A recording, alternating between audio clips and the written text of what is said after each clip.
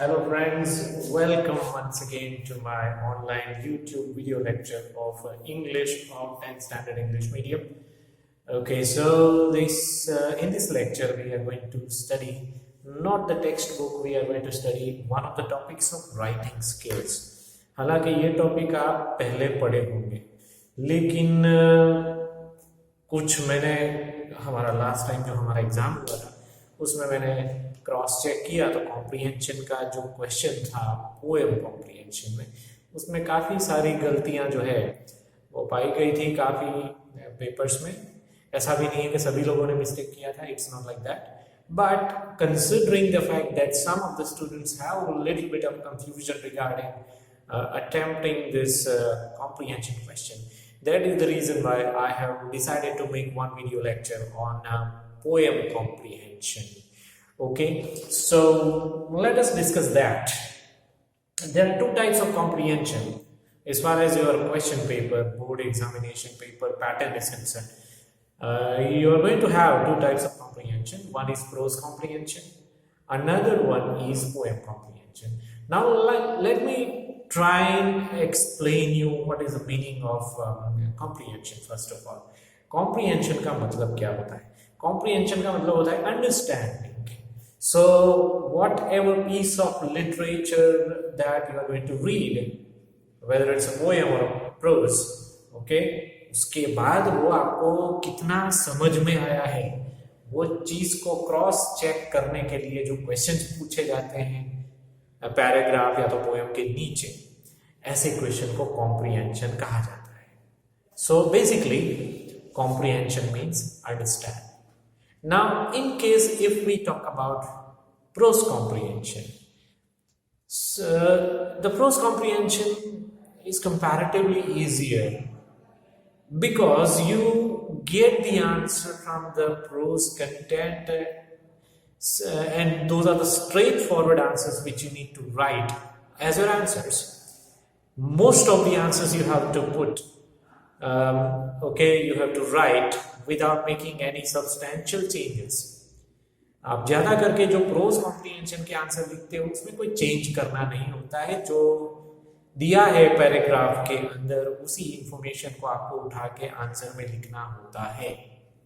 Therefore, it is quite straightforward. It is comparatively much more easier to attempt that question. ठीक है, इसलिए उसकी ज्यादा चर्चा मैं आपसे नहीं करता हूँ. हालांकि उसमें भी अगर आपको कोई डाउट होगा तो definitely we are going to discuss that later on. But I think poem comprehension is going to be little bit more trickier.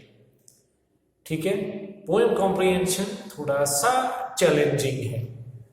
वो इसलिए क्योंकि first of all in poem comprehension the language that the poet has used is not a straightforward language just as we find in the prose comprehension. ठीक है, pros में जिस तरह की straight forward language हम देख सकते हैं, रीड कर सकते हैं, वैसी स्ट्रेट फॉरवर्ड लैंग्वेज पोएम में नहीं होती है. There is a lots and lots of flexibility taken by the writer in writing a poem. वो अपनी स्टाइल में पोएम लिखता है. It is basically a words in which the poetic liberty is massively, considerably taken while writing the poem. ठीक है, तो poem लिखते वक्त पोएट अपनी स्टाइल से और काफी सारी लिबर्टी लेके वो पोएम लिखता है.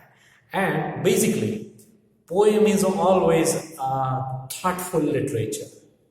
Okay, it's not an informative literature. Prose जो होता है वो इंफॉर्मेटिव लिटरेचर होता है, इसलिए उसके जो सेंटेंसेस हैं वो सीधे साधे होते हैं, स्ट्रेट फॉरवर्ड होते हैं. And of course we are more habituated of reading paragraphs. Therefore we are always going to find attempting the prose comprehension easier, but poems we do not have much habit of reading the poems. And as a result of that, it is a little bit more difficult for us to, identify the hidden message which is conveyed by the poet in that specific poetry. हालांकि मैं तो बहुत सारी poems पढ़ता हूँ. I'm fond of reading poems, and sometimes I compose my own verses also. So लेकिन students के अगर नजरिए से देखा जाए, in case if we consider the students point of view, तो ऑब्वियसली आपको इसमें परेशानी हो सकती है, because otherwise you are not much I know it very well that you are not much habituated to read any sort of outside literature other than your study content, and that's why आपके लिए शायद ये like एक नया चीज है। हालांकि 9th standard में डेफिनेटली आप इसको पढ़े जरूर होंगे, but still it requires a lot of practice to acquire the kind of expertise और mastery over attempting the poem comprehension question. So मैंने आपको समझा दिया कि poem comprehension और prose comprehension क्या फर्क होता है। अब टेक्निकली मैं एक फर्क आपको बता देता हूँ, जिसको समझना बहुत ही वाइटल है, और वही अगर फर्क आपको समझ में आ गया, ठीक है, तो आई थिंक कोई भी poem comprehension आप ठीक ढंग से कर पाओगे। वो फर्क जो है वो बहुत ही सिंपल वे में मैं आपको समझा रहा हूँ कि in whatever format the poem is written, ध्यान से सुनिएगा इस बात को, कि in whatever format or in whatever language, whatever style the poem is written, okay, no matter what, but when you start writing your answer of a specific question, always remember one thing, that you have to write your answer in the prose format, okay? कहने का मतलब मैं अब हिंदी में समझाऊंगा आपको कि जो हम क्वेश्चन का जवाब दे रहे हैं पूरे पोएम कॉम्प्रिहेंशन में, भले ही वो पोएम कॉम्प्रिहेंशन है, लेकिन जवाब देते वक्त हमें वो सेंटेंस में हमें देना है। कविता की लाइन हमें नहीं लिखनी है वहां पे। कई स्टूडेंट ऐसा करते हैं कि लाइक पोएम की लाइन जो है सीधा उठाकर वहां पे लिख देते हैं, thinking that could have been the answer, ऐसा एक चांस ले लेते हैं। Most often they would not understand the question also, and they would not even understand what would be the answer of that question. तो इस चीज को बहुत ज्यादा महत्व नहीं दिया जाता है और सीधा पोएम की कोई ना कोई लाइन को उठा के वहां पे लिख दिया जाता है, और ये चीज काफी सारे स्टूडेंट्स करते हैं। ऐसा मैं बहुत सारे पेपर्स में चेक करता हूँ तो उसमें ये चीज मुझे दिखती है।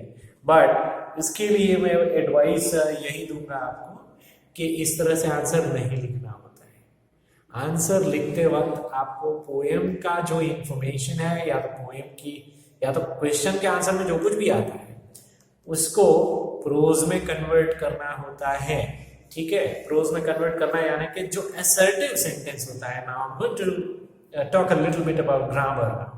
हालांकि ये राइटिंग स्किल का टॉपिक है, मैंने साइड में लिखा भी है शायद कि हाँ, English writing skill, this is not grammar, this is writing skill. ठीक है, और उसमें पोएम कॉम्प्रिहेंशन की हम चर्चा यहाँ पे कर रहे हैं। So as far as writing the answer of poem is concern, तो आपको सेंटेंस का जो असर्टिव सेंटेंस का जो स्ट्रक्चर है उसको फॉलो करना है। Okay, subject should be followed with verb, and then there should be object, and then there should be other words. Okay, ये जो है इसको हम assertive sentence कहेंगे। assertive sentence का ये फॉर्मेट है, जो फुल स्टॉप वाला एक नॉर्मल स्टेटमेंट होता है, that is known as assertive sentence. So in whatever answer, यहाँ पे ऑलरेडी ये मैंने एक एग्जाम्पल के तौर पे एक पोएम लिखी है और साइड में उसके क्वेश्चन भी लिखेंगे, उसके जवाब नहीं लिखेंगे, मींस अभी नहीं लिखेंगे, later on in this video itself I'm going to write the answer in front of you so that you well understand, okay, what is the manner in which we should attempt the answers, attempt the questions actually. Okay, लेकिन उससे पहले ये समझना जरूरी है कि question को सबसे पहले समझो। यहाँ पे जितने भी आपके क्वेश्चन पेपर में जितने भी पोएम कॉम्प्रिहेंशन हो या प्रोज कॉम्प्रिहेंशन, तो उसके 3 या 4 क्वेश्चन होते हैं। यहाँ पे 4 है, ठीक है। तो पोएम से रिलेटेड जो कोई भी क्वेश्चन होते हैं उसमें जो आंसर हमें लिखने होते हैं, पूरे वाक्य में लिखने हैं, ठीक है। तो उसमें ये फॉर्मेट फॉलो करना है, सब्जेक्ट सबसे पहले लिखना है, उसके बाद वर्ब आना चाहिए, ठीक है। अनाप शनाप नहीं लिखने का, जो कोई भी से वर्ड को उठा के या तो पूरा सेंटेंस पोएम में से उठा के आपने आंसर लिख दिया, that is wrong answer. Okay, तो subject is followed with a verb and then in case object is there then it should be there and then the remaining words, okay, पीछे मैंने लिखा है OW, that stands obviously for other words, तो अब पीछे आना चाहिए। Sentence generally, in general the sentence is formatted in this way, ठीक है। अगर इतना आपने प्रैक्टिस कर लिया, ये तो theoretical part मैंने आपको explain कर दिया, but practically you need to practice a lot। अगर आपके पास कोई रेफरेंस बुक है नवनीत की या कैंप पब्लिकेशन की या कोई भी जिसमें पोएम कॉम्प्रिहेंशन के एग्जांपल्स दिए हैं, तो इसमें ये चीज आपको जरूर ऑब्जर्व करना है। ओके, आपने ये टॉपिक जरूर पढ़ा होगा 9th में या 8th में या वेयरएवर, लेकिन शायद ये टेक्निकल जानकारी आपको नहीं दी गई होगी या तो फिर आपने उसको ग्रास्प नहीं किया होगा ठीक ढंग से और इसीलिए ऐसी गलतियां फिलहाल हो रही है। सो ऐसा ना हो, बोर्ड एग्जामिनेशन में ऐसा ना हो, इस बात का हमें जरूर ध्यान रखना है, क्योंकि कॉम्प्रिहेंशन एक ऐसा क्वेश्चन है, ठीक है, ऐसा क्वेश्चन टाइप है जहां से मैं मानता हूं कि चाहे वो प्रोज हो या तो पोएम कॉम्प्रिहेंशन, पूरे के पूरे मार्क्स आपके आने ही चाहिए। It's very easy, it is only the matter of practicing a little bit more after understanding the topic, only then you will be able to score full marks out of this question, ठीक है। तो इस चीज का आपको ध्यान रखना है कि आंसर में फॉर्मेट ऐसा होना चाहिए आपके सेंटेंस का, ठीक है। दूसरी बात कि जो कोई भी 3 या 4 क्वेश्चन आएंगे पोएम कॉम्प्रिहेंशन, उसमें कोई ना कोई एक क्वेश्चन फिगर ऑफ स्पीच का हो सकता है, जैसे इस पोएम का भी है। मोस्टली वो लास्ट क्वेश्चन होता है, identify the figure of speech in the last 2 lines. तो फिगर ऑफ स्पीच को भी मैंने बहुत ठीक ढंग से आपको समझाया, उसके काफी सारे लेक्चर्स हुए थे। जितने भी फिगर ऑफ स्पीच आपके सिलेबस में आते हैं, all those figure of speech I have covered well. So practice इस ढंग से भी आपको होना चाहिए कि फिगर ऑफ स्पीच आपको तुरंत आइडेंटिफाई होनी चाहिए। As soon as you read the lines of the poem, you should have an idea what figure of speech does it represent. That also comes after doing a lot of practice only. कई बार इंसान को knowledge जरूर होता है, लेकिन practice नहीं होने के कारण वो नॉलेज तुरंत निकल जाता है दिमाग से, इसलिए उसका भी प्रैक्टिस करना जरूरी होता है। कई बार ऐसा भी होता है कि in poem comprehension we may have a question about understanding the rhyming, giving the rhyming pattern of the verse. Rhyming pattern के बारे में भी आपने प्राइमरी में पढ़ा होगा, अगर नहीं पढ़ा है तो बहुत इजी है, मैं आपको समझा देता हूँ, डोंट वरी। तो उसके बारे में भी क्वेश्चन आ सकता है। एंड अदरवाइज पोएम के अंदर से क्या लाइक इंफॉर्मेशन है, या तो कभी जो है पोएट को क्या कहना चाहते हैं उसके बारे में क्वेश्चन आते हैं, जिसका आंसर हमें असर्टिव सेंटेंस के फॉर्मेट में लिखना है। अब इतनी चर्चा होने के बाद, ठीक है, now it's time for us to understand one examples that I am going to solve in front of you. आपके सामने इस एग्जांपल को मैं सॉल्व करूंगा। सबसे पहले आप देख सकते हो यहाँ पे साइड में मैंने एक वर्ड्स, एक पोएम लिखा है, ठीक है, और उसी के बारे में 4 क्वेश्चन। तो सबसे पहले हम पोएम को एनालाइज करेंगे, उसको समझेंगे। It's very important guys for you to understand the poem, ठीक है। उसके बाद आपको क्वेश्चन आपके आंसर आपको लिखने हैं, लेकिन यहाँ पे एक गोल्डन एडवाइस एक और मैं आपको देना चाहूंगा कि चाहे प्रोज कॉम्प्रिहेंशन हो या पोएम कॉम्प्रिहेंशन, ओके, ध्यान से सुनिएगा इस बात को। आपको सबसे पहले क्वेश्चन रीड करने चाहिए, read the questions first, okay. Question पहले आप रीड कर लो, उसके बाद पोएम पढ़ो या प्रोज पढ़ो। उसका रीजन ये है, आपको शायद ऐसा होता होगा सर ऐसा क्यों बोल रहे हैं, तो उसका रीजन बहुत ही क्लियर है कि प्रोज या पोएम के जितने भी क्वेश्चन होते हैं उसमें क्वेश्चन पढ़ने के बाद हमें पता चलता है कि what sort of information is required What some information you are going to look at? जब आप पोएम या प्रोज पढ़ोगे तब आपको पता होगा, क्योंकि आपने क्वेश्चन पहले से पढ़ लिया है, इसलिए अब आपको पता होगा कि what information that you will be looking for. चाहे वो प्रोज हो या पोएट्री हो, लेकिन आपको जरूरी नहीं है कि सारी लाइनें, सारे वर्ड्स, हर एक चीज इंपॉर्टेंट है, ऐसा कुछ नहीं है। प्रोज कॉम्प्रिहेंशन अगर हम पढ़ते हैं तो 3 या 4 जितने भी क्वेश्चन होते हैं, इंफॉर्मेशन तो बहुत सारी जरूर होती है, लेकिन जितने क्वेश्चन है उतनी इंफॉर्मेशन हमें चाहिए। 3 क्वेश्चन है तो there are 3 types of information we want. 4 question है तो there are 4 types of information we want. कहने का मतलब यही है कि सारी चीजें जो लिखी हुई है वो हमारे काम की नहीं है। तो अगर हम क्वेश्चन पढ़ लेंगे पहले तो हमें पता चल जाएगा कि हमें कौन सी इंफॉर्मेशन चाहिए और कौन सी इंफॉर्मेशन पाने के लिए हमें पढ़ता है। It's very easy logic and it's very effective also. ठीक है, तो इस चीज को जरूर ध्यान में रखिएगा। पहले क्वेश्चन पढ़ो, 2 बार क्वेश्चन पढ़ो, और उसके बाद पोएम पढ़ना है या तो प्रोज पढ़ना है, वो भी 2 बार पढ़ना है। ठीक है, पहली दफा आप थोड़ा फास्ट रीडिंग कर सकते हो, ऑन सेकेंड टाइम आपको आराम से रीडिंग करना है। रिमेंबर दिस ऑलवेज कि फर्स्ट टाइम पहले क्वेश्चन पढ़ना है आपको 2 बार, उसके बाद फर्स्ट टाइम जब आप पोएम का रीडिंग करते हो तो वो फास्ट रीडिंग होना चाहिए। ऊपर से आप देख लो कि कौन सी चीज के बारे में पोएम है, थोड़ा आइडिया आपको जरूर हो जाएगा। But as far as the detail understanding of that poem is concern, you need to read it well on the second occasion. ठीक है, तो ऐसा ही हम करेंगे इस पोएम में भी। मैं पहले फास्ट भी आपके सामने रीड कर दूंगा पोएम को, ओके, और उसके बाद हम इसको डिटेल में समझेंगे। तो पोएम लिखी है, first line, happy the man whose wish and care a few paternal acres bound, okay, content to breathe his native air in his own ground, and then whose herds with milk, whose fields with bread, whose flocks supply him with attire, whose trees in summer yield him shade, in winter fire. ये poem पूरी हो गई।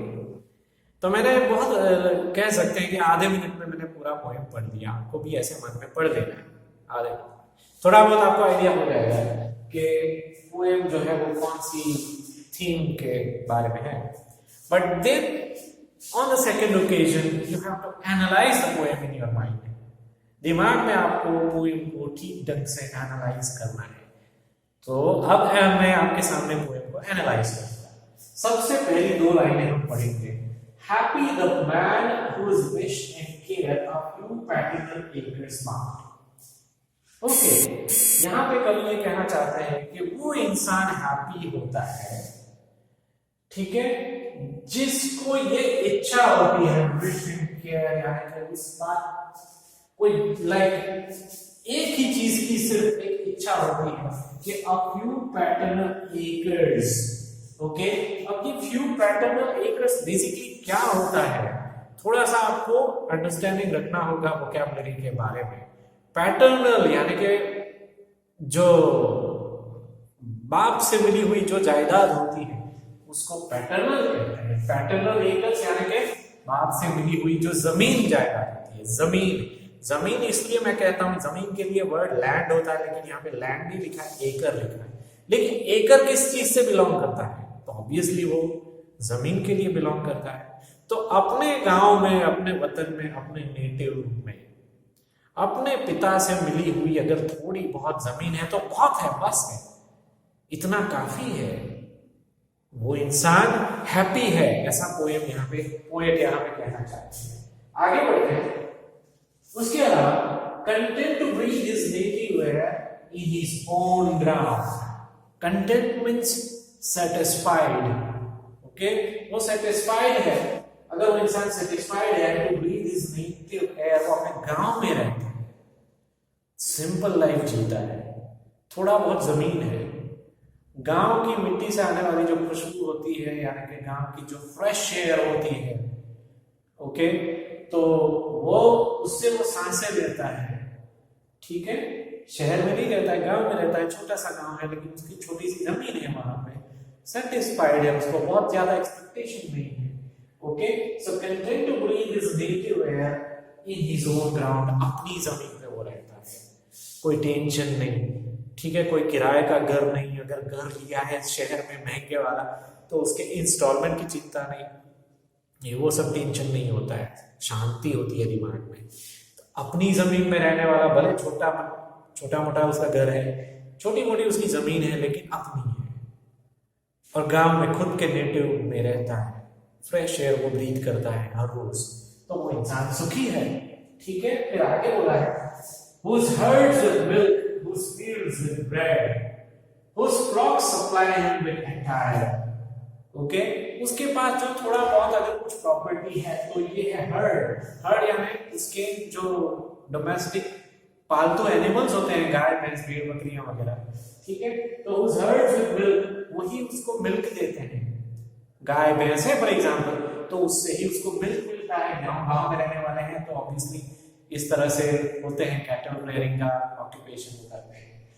तो उस hertz with milk, उस fields with bread, उसके field यानी कि उसके खेत से उसको ब्रेड मिलता है, रोटी मिलता है, यानी कि उसका खाना वो अपने खेत में वो पकाता है, कहने का मतलब ये है।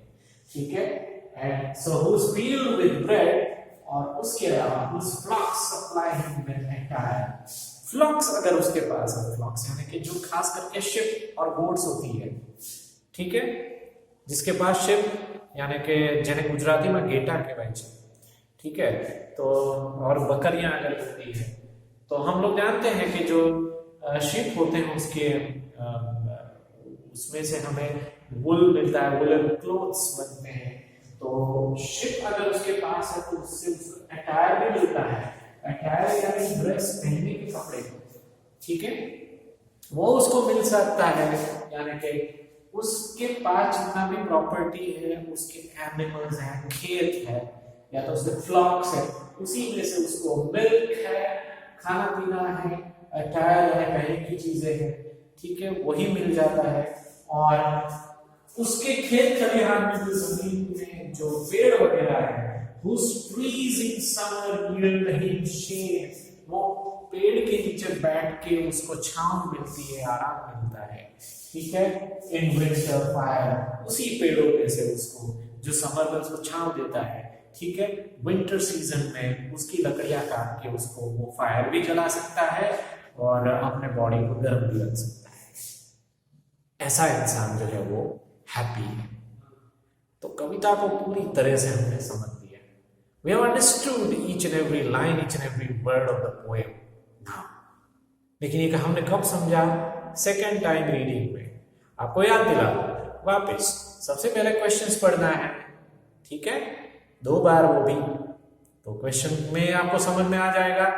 एक्चुअली क्वेश्चन में ही समझ में आ जाता है कि कविता किस थीम के बारे में हो सकती है, और दूसरी बात ये भी समझ में आती है कि कौन सी इंफॉर्मेशन हमें कविता में से चाहिए, ठीक है।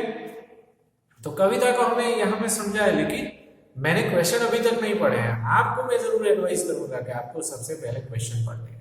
Okay, so after reading this poem, after understanding the poem, let us now discuss about the questions.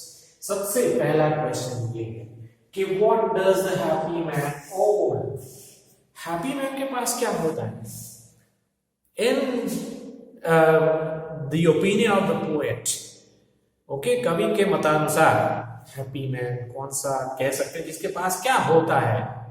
According to his opinion, happy man के पास क्या होता है, ठीक है। तो उसका जवाब अब मैं आपके सामने रखूंगा, ठीक है, और क्योंकि कविता को हम समझ चुके हैं, तो from the poem only we have to write answer. Remember this thing also, कविता से बाहर की कोई इंफॉर्मेशन नहीं होनी चाहिए। In short, we do not have to make out our own answers from any outside resources or from thinking of your fertile brains.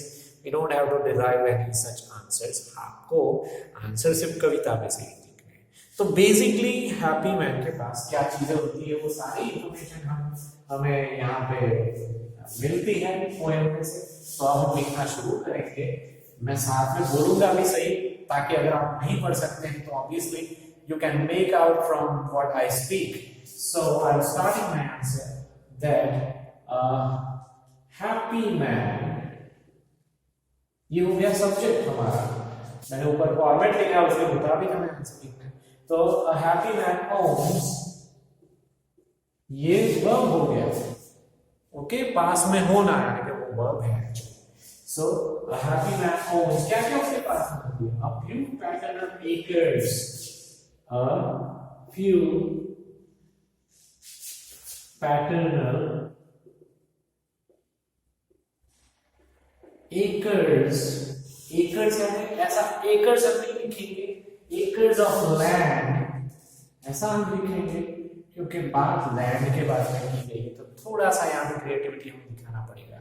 Poet ने यहाँ पे लिबर्टी ऐसा लिया है, एकर लिखा है, यानी it is understood about land, but we have to mention land, okay, few paternal acres of land, okay, और उसके अलावा own ground, क्या होता है उसके पास, दूसरा क्या चीज, own ground, और उसके अलावा herds, okay,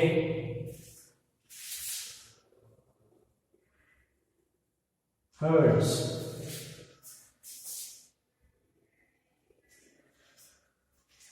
and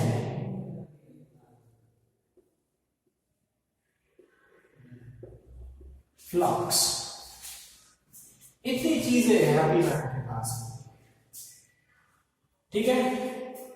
In case if we talk about a property that the happy man has, who is living in his native land, okay, then he owns a few paternal acres of land, own ground, herds and flocks. ये हो गया आपका पूरा answer पूरे 1 mark का, ठीक है।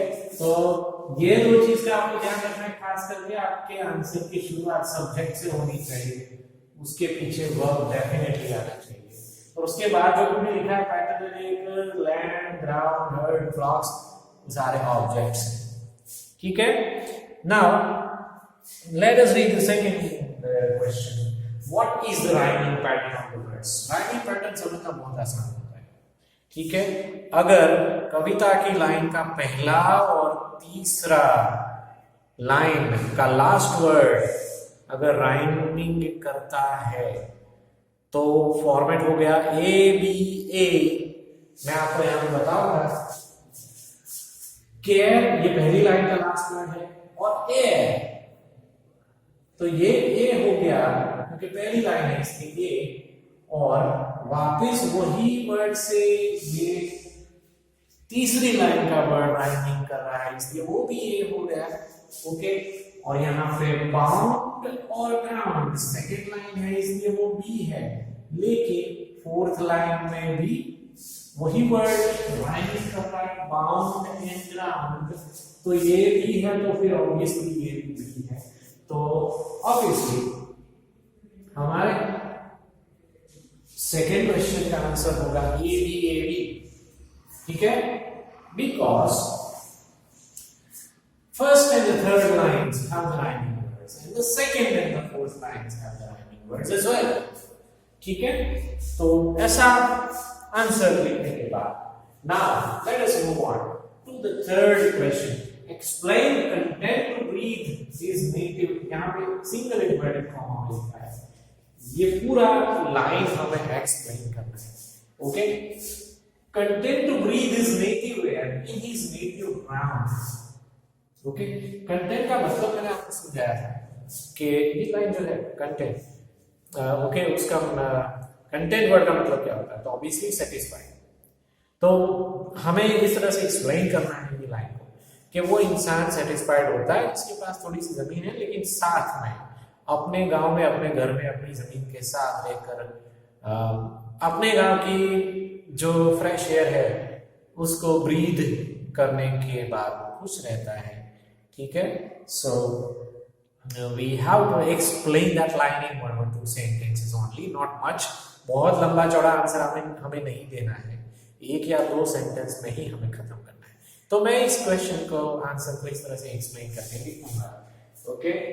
The poet says that यहाँ पे ऐसे लिखना है, the poet says that a person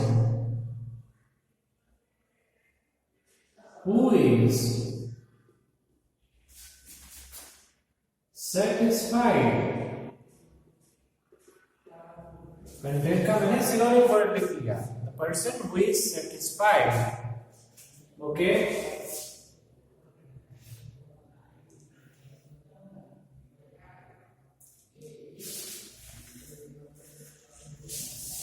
कहां गया बोला? Okay, content to read is native act, who is satisfied to live in his own native village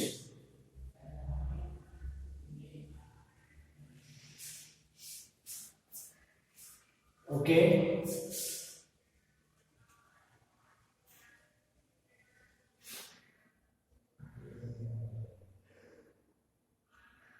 native village with some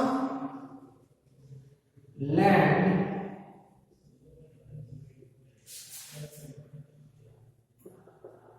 cattle flock and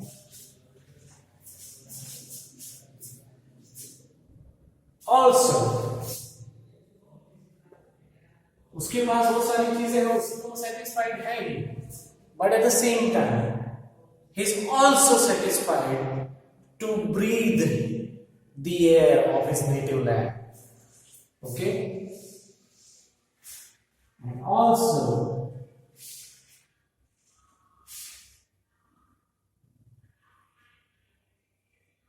breathing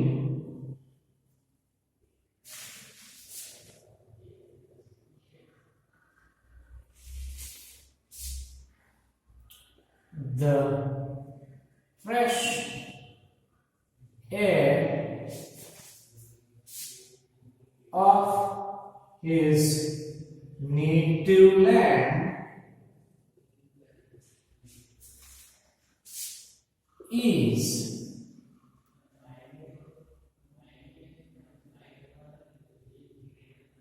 a person who is satisfied to live in his own native village with some land, cattle, flock, and also breathing the fresh air of his native land, okay, is the happy man. ये इसका answer होता है। तो basically हमें answer में ये explain करना है कि उसके पास क्या होना चाहिए, कि हैप्पी इंसान के पास क्या होना चाहिए। वो अपने गांव में रहता है, छोटी सी जमीन के साथ रहता है, थोड़े बहुत उसके पास खेत, फ्लॉक, कैटल वगैरह होता है, और उसको सांस तो इंसान को लेनी ही होती है, तो ऑब्वियसली अपने गांव में रहने वाला इंसान अपनी नेटिव की फ्रेश एयर अगर वो ब्रीथ करता है तो that person is the happiest person. Okay, इतना समझने के बाद अब हमें आगे बढ़ना है। Last question, identify the figure of speech in the last two lines. Okay, तो इक्वेशन को हमें समझना है कि आखिरी के दो लाइनों की फिगर ऑफ स्पीच को हमें आइडेंटिफाई करना है, लास्ट टू लाइंस की फिगर ऑफ स्पीच। ओके, तो लास्ट टू लाइन में क्या लिखा है सबसे पहले देखते हैं। Whose trees in summer yield him shade in winter fire। Okay, ये दोनों आखिरी लाइन है। Whose trees in summer yield him shade in winter fire। अब ये yield का मतलब हमें समझना है। yield का मतलब होता है give, to give। ओके,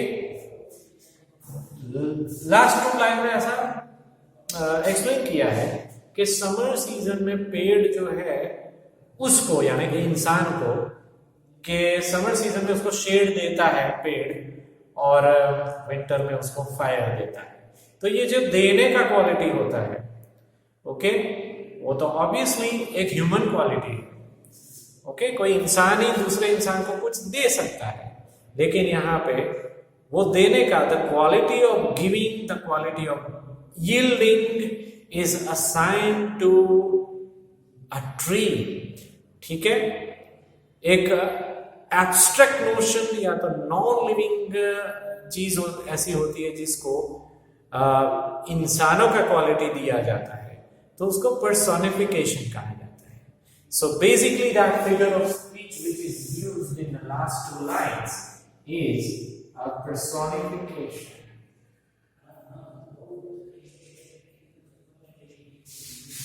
जो ह्यूमन क्वालिटी होती है वो किसी और को दी जाती है, देना, ओके, गिविंग और yielding, that basically is a human quality, but that is assigned to a tree. So that figure of speech in the last two lines is a personification. ठीक है, तो इस बात को जितने भी मैंने टिप्स दिए इस लेक्चर में कॉम्प्रिहेंशन के बारे में जरूर ध्यान में रखिएगा, लेकिन more important then that is ये तो थियोरेटिकल पार्ट ऑफ स्टडी हो गया, मैंने आपको ये एग्जांपल भी बताया सॉल्व करके, but many more examples you have to solve by yourself. Okay, काफी सारे एग्जांपल्स आपको प्रैक्टिस करने होंगे सॉल्व करके, तब जाके आपको इसमें आएगा। ठीक है, पोएम कॉम्प्रिहेंशन को, and in between that in case if you have any doubt you can convey those doubts related to poem comprehension to me. ठीक है, सो एंजॉय योर डे। यहाँ पे हमारा लेक्चर खत्म होता है। Bye bye.